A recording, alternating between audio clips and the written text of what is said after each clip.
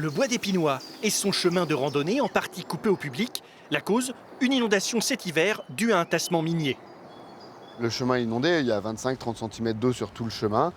Les observatoires vont être démontés puisqu'ils ne sont plus accessibles par le public.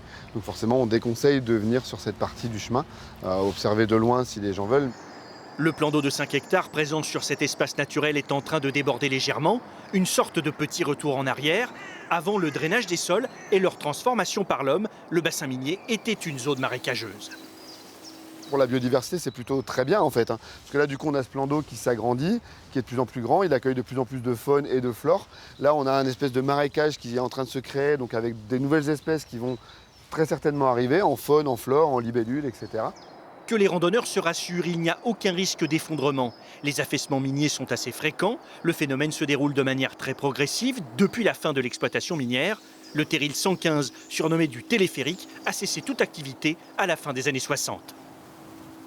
En fait, a priori, les affaissements miniers ici sont dus au fait que ça a été exploité dans la période tardive. Et en fait, dans la période tardive, on ne mettait plus d'étayage au niveau des galeries. Ce qui fait qu'en fait, on étayait quand on creusait les galeries, quand on extrayait le charbon. Et après, quand on repartait, il n'y avait plus du tout de soutien au niveau des galeries. Et en fait, ces galeries, naturellement, s'effondrent avec la gravité, avec le poids du terri qui est à côté, avec le poids de la terre qui est au-dessus. On est sur des galeries qui sont à plusieurs centaines de mètres sous la terre. Et donc, il y a forcément du poids qui vient dessus. Et en fait, tout ça s'effondre naturellement, en fait.